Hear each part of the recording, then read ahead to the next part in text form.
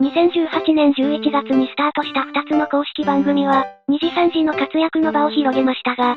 特に1期生2期生の人気ライバーは、収録と配信の両立に苦労することにもなりました。一方でゲーマーズは卒業した佐々木作の穴を埋めるように急速に勢いを増していき、シーズから始まったマイクラの流行は、二次サバという一大コンテンツを生み出しました。こうした状況を背景として2018年12月に、ついに2時3時の統合が実現しました。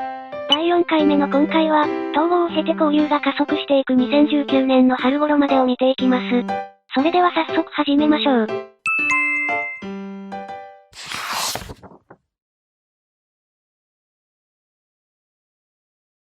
ゲーム実況においてマイクラといえば、すでに散々遊び尽くされた定番のタイトルでしたが、VTuber グループとの抜群の親和性により、改めてその進化が再発見されることになります。まずそもそも VTuber 自体が、スキンの自由度が高いマイクラと相性がいいことに加えて、配信者グループにとっては、ゲームの域を超えてコラボレーションの基盤にもなり得るものでした。実際シーズンにおける使われ方は、まさに疑似 3D コラボのための舞台という感じでしたが、二次サバができるとその仮想空間そのものがコンテンツの中軸を担うようになっていきます。後に地図がいくらあっても足りないほど広範囲にわたって開発され尽くす二次サバですが、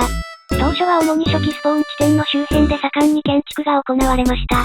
建築の内容も最初は各自の拠点作りがメインで、比較的小規模なものが多かったですが、まだ二次サバ自体に目新しさがあり、参加するライバーが増えていくだけで楽しい時期でした。特に統合後は、より多様な交流への期待を一手に担う場へと発展していきます。さて、こうして二次サバが盛り上がり始めてきた頃には、激動の2018年もすっかり年の瀬となっており、2時3時は最初の年末年始を迎えます。クリスマスには各ライバーが歌枠を取ったり、コラボ企画を行って大いに賑わいました。上力一、林道美琴、高宮リオンのユニット、リリリはこの時に結成されています。また、ケンモチトウヤとピーナッツくんの毎年恒例の企画、トーピークリスマスが始まったのもこの年でした。そして大晦日から正月にかけては、VTuber 業界全体でイベントや音楽番組が目白押しでしたが、特にライブについては、VR 開催など試行錯誤の時期で色々トラブルも多く、当面はリアルの方に焦点が移っていくことになります。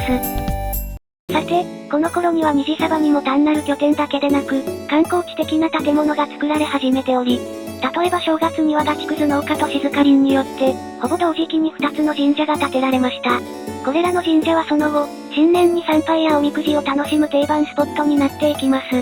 ちなみに当時ある意味名所として最も話題だったのが伏見いちごの大墳墓で、訪れたライバーの反応を見て楽しむという、二次サバの醍醐味を確立した建築の一つと言えます。こうしてある程度建築物が増えてきた頃に、花畑チャイカによって世界地図が整備されました。この地図はその後も不定期に更新され、果てしなく発展する二次サバの姿を反映していきます。そして正月気分も一区切りしてきた1月8日。2019年最初にして統合後初の新人がデビューします。さらにその翌日には、テレビアニメ、バーチャルさんは見ているの放送が開始され、2時3時からも月の実とをはじめ複数のライバーが出演しました。この番組はオムニバス形式の構成やハイコンテキストな内容など実験的な要素が強く、控えめに言っても評判は賛否両論でしたが、少なからず新しい層に VTuber という文化を普及させることにもなりました。同時に VTuber ブームという潮流の一つの節目でもあり、その後2時3時はそれまで以上に我が道を突き進んでいくことになります。そんな2019年以降の2時3時の一つの方向性を決定づけたイベント。それがカナデロでした。このイベントは ZEP 大阪ベイサイドで開催された、樋口楓のファーストライブであると同時に、2時3時自体が音楽方面に力を入れていく上で、重要な転換点でもあったと言えます。アーティストとしての VTuber のワンマンライブという意味では先例もありましたが、それまでの配信活動や同期との関係性、数々のファンメイド楽曲など、積み重なった文脈の集大成とも言える内容は、多くの人に特別な考えを与えました。特に月の実と歌った命に嫌われているは、このライブのハイライトの一つですが、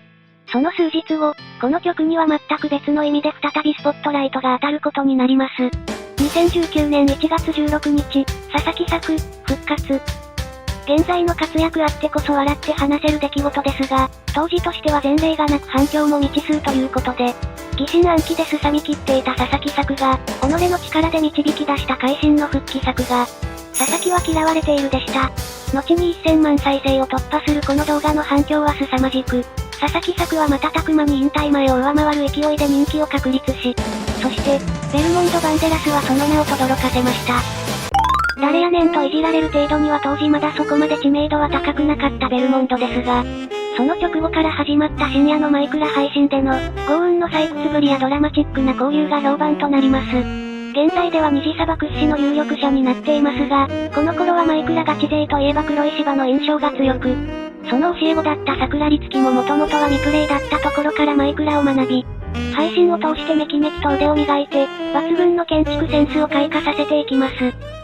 さて、佐々木作の復活と横綱稀勢の里の引退が世間を騒がせた翌日には、早くも統合後2段目の新人がデビューし、さらに数日後にもまた新人が追加されました。なおそのうちの一人である語り別ムブは、3回だけ配信を行った後に霊圧が消えたまま現在に至ります。また来世。一方その頃霊能力者は、相棒の復活を受けてますますノリに乗っていました。その最たる例が天海司との伝説的なコラボ企画、実況パワフルクズ野球です。栄冠9で育成したチームで対戦するという、面白くないわけがない企画ですが、その期待値をはるかに上回る劇的な展開は、後の怪物企画を生み出す源流となりました。また、椎名結花は高宮リオンと共に、虹サバでも暴落の限りを尽くしていましたが、ある時適当に置いた丸石の撤去が面倒になり、建築中の建物ということにして丸投げすると、花畑チャイカと黒い芝が自主的に引き継いで、思いもよらぬ大規模建築へと発展することになり、発端の2人もやる気を出して、周囲の協力のもと作り上げたのが桜田ファミリアです。良くも悪くも突発的な出来事の多かった、この頃の虹サバを象徴する名所と言えるでしょう。虹サバでは参加するライバーが増えてくるにつれて、利便性のためのインフラ整備も進んでいきました。交通の面では最初期に渋谷はじめが大通りとなる道を整備し、金江と静か林のそれぞれの拠点をつなぐ、ネザー経由の鉄道も作られます。さらに2月頭には、花畑チャイカの発案で2次3次新宿駅の建築が始まりました。この駅をターミナルとした鉄道網は、その後も虹サバの交通の要であり続けています。この頃になると各種トラップの整備も進み、資源用ワールドもできて環境が充実してきました。景観もだんだんと街のようになってきて、ますます交流の場として活用されていきます。例えば年末頃から交流が始まった魔界のリリムとうずき港は、虹サバでのコラボを通して陰キャの絆を深め、オリコーというコンビに発展していきます。また、ある時クズハがちょうど虹サバに居合わせた桜律樹と、思いがけぬ流れでコラボの約束をするも、後になって差しコラボであることが不安になり、リスナーと会話デッキを構築して挑みましたが、電気デッキの乱用などプレミを連発してしまい、逆にその何とも言えない空気感が話題になりました。さらにクズハはその後、この時期の虹サバの賑わいを象徴するような事件を起こします。海底神殿を攻略していたクズハは、採掘速度低下のデバフを受けた状態で自分を幽閉してしまい、完全な罪を悟ってチャットで助けを求めますが、この日虹サバでは多数のコラボが重なっていました。そのためクズハの救助要請は多くのライバーに届き、助けに向かう者もいれば、なぜか妨害する者もおり、千差万別の反応が互いに波及し合い、虹サバの活気がピークに達した瞬間でした。